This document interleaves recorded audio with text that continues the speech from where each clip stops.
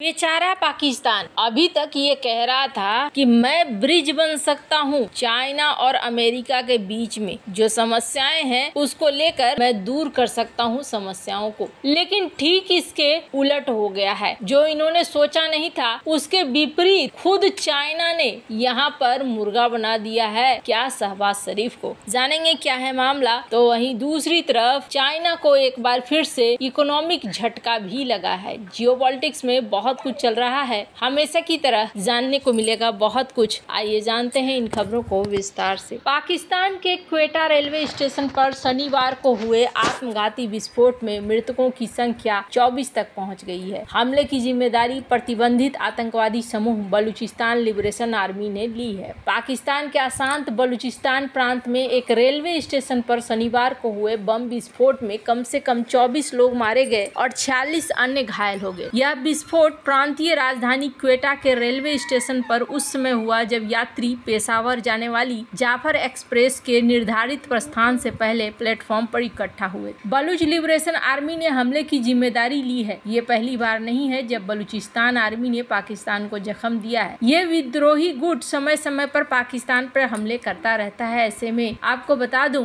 कि ये प्रमुख विद्रोही संगठन है और पाकिस्तान का सबसे बड़ा समृद्ध खनिज संसाधनों से भरपूर प्रांत बलूचिस्तान पे खड़ा है। बनाया किसने इसे? तो कहा जा रहा है ये अपनी पहचान को लेकर 1970 से ही बने हैं और इसमें कई बलूच नेताओं समुदायों का उत्पीड़न किया गया, जिसके बाद ये निकल कर आए हैं। इनका प्रमुख उद्देश्य है कि संसाधनों पर हमें कब्जा चाहिए। सीपेक के खिलाफ है। क्या बीएलए के भारत से संबंध है? कहा जाता है पाकिस्तान के द्वारा कि भारत बीएलए को फंडिंग करता है, ट्रेनिंग देता है, समर्थन देता है, लेकिन अभी तक ऐसा कोई ठोस सबूत नहीं आया है कि ऐसा कुछ होता है। अब इसी क्रम में देखने को मिला है कि यहाँ पर इनके राजदूत ने शहबाज शरीफ को अपने घर पे बुलाया है। ये दूसरी बार हुआ 6 नवंबर को जब ये चाइनीज एम्बेसी पहुंचे और यहाँ पर इन्होंने कहा कि जी हमसे गलती हो गई है, हमने सुरक्षा में वैसे तो कोई चूक नहीं की, पर फिर भी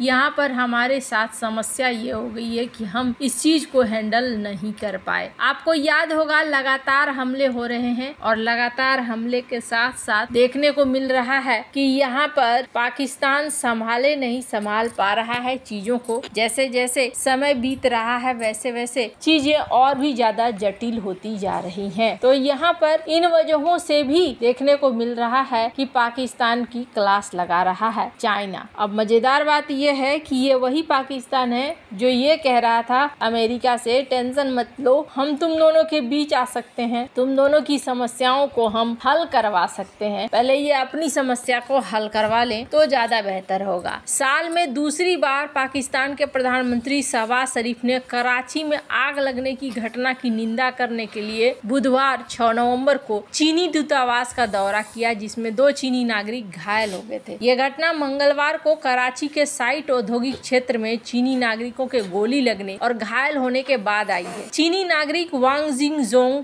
जेंग लुएन और झाओ बाओलिन वेई सिक्सियन कराची की लिबर्टी मिल में कई मशीनरी लगाने के लिए गए थे। रिपोर्ट्स में कहा गया कि चीनी नागरिक रोजाना बुलेट प्रूफ वाहन से आते थे, जिसमें एक निजी एजेंसी सिंध पुलिस की विशेष सुरक्षा इकाई द्वारा सुरक्षा प्रदान की जाती थी। शहबाज शरीफ ने पाकिस्तान में चीनी राजदूत जियांग जेदोंग से कहा कि मैं यहाँ चीनी नागरिकों पर हमले की निंदा करने के लिए आया हूँ और मैं व्यक्तिगत रूप से इस घटना में शामिल लोगों को पकड़ने की प्रक्रिया की निगरानी कर रहा हूँ। ये सुनिश्चित कर रहा हूँ कि उन्हें उचित सजा मिले। जबकि पाकिस्तानी प्रधानमंत्री ने दावा किया कि चीन पाकिस्तान का पुराना मित्र है। ऐसा प्रतीत होता है कि भारत शत्रुतापूर्ण पड़ोसी चीन की कठपुतली के अलावा कुछ नहीं है।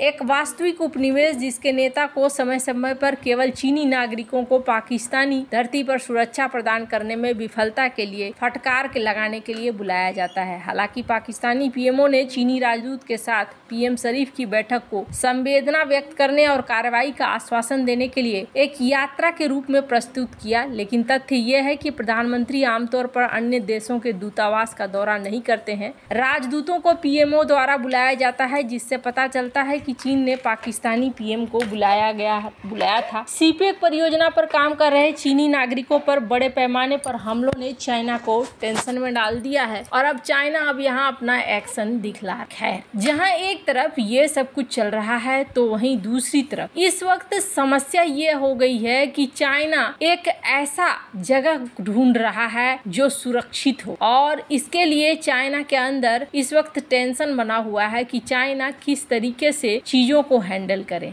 समस्या क्या है? समस्या ये है कि डोनाल्ड ट्रंप आ रहे हैं और डोनाल्ड ट्रंप के आने का मतलब है कि चीजें अब चाइना के फेवर में नहीं रह सकती। जब चाइना के फेवर में चीजें नहीं होंगी तो फिर वो कैसे हैंडल करेंगे, वो एक बड़ा प्रश्न बनेगा। आपको बता दूं, जब से अमेरिकी डॉलर ने द्वितीय विश्व युद्ध के बाद वैश्विक वित्तीय प्रणाली की रीढ़ के रूप में अपनी भूमिका को पुख्ता किया है, तब से ये आर्थिक युद्ध छेड़ने वाला अमेरिकी राष्ट्रपतियों के लिए पसंदीदा हथियार रहा है। लेकिन जैसे जैसे अमेरिका द्वारा हाल के सालों में प्रतिबंधों का उपयोग बढ़ा है, चीन और अन्य जगहों पर इस बात को लेकर चिंताएं बढ़ गई है कि क्या अमेरिकी डॉलर एक सुरक्षित मुद्रा बनी रह सकती है। अब मंगलवार को अमेरिकी राष्ट्रपति चुनाव में डोनाल्ड ट्रंप की जीत के बाद अमेरिकी डॉलर और अमेरिकी डॉलर मूल्यवान परिसंपत्तियों पर अनिश्चितता की एक नई लहर मंडरा रही है। पूर्व अमेरिकी ट्रेजरी सचिव टिमोथी गेथनर ने जुलाई में ब्लूमबर्ग न्यूज को बताया कि हम भी एक सुनिश्चित आश्रय हैं, एक गड़बड़ खतरनाक दुनिया में सुरक्षा की उड़ान की पेशकश करते हैं और यह एक बड़ा लाभ है। फिर उन्होंने चेतावनी दी कि नीति में लोगों को समझना होगा, डॉलर जिस स्थिति का आनंद लेता है उसका कोई अधिकार नहीं है, किसी गारंटी की तरह नहीं है। अब यहाँ पर देखने को मिल रहा है कि चाइना सोच रहा है कहीं उसके लिए भी दिक्कत न हो। ट्रंप ने 2018 में चीन के साथ व्यापार युद्ध शुरू किया, जो अमेरिकी राष्ट्रपति के रूप में उनके पहले कार्यकाल का 1 साल था और दुनिया की दूसरी सबसे बड़ी अर्थव्यवस्था से अमेरिकी अलगाव को बढ़ा दिया। सितंबर में एक अभियान में उन्होंने अमेरिकी डॉलर को त्यागने वाले 100% टैरिफ लगाने की धमकी दी थी। वैश्विक वित्तीय प्रणाली में मुद्रा की प्रमुख भूमिका की रक्षा के लिए एक हिस्से के रूप में देखा गया। माना जा रहा है कि अमेरिकी डॉलर अंतर्राष्ट्रीय व्यापार, केंद्रीय बैंक, वैश्विक बैंक, इन सब में आगे बढ़ता है। अमेरिकी ट्रेजरी बॉन्ड, बिल, नोट, हर जगह इसे देखा जाता है। चीन के विदेशी मुद्रा भंडार में 1990 के दशक में वृद्धि शुरू हुई, जो एक अधिक खुली अर्थव्यवस्था की ओर इसके संक्रमण का हिस्सा बना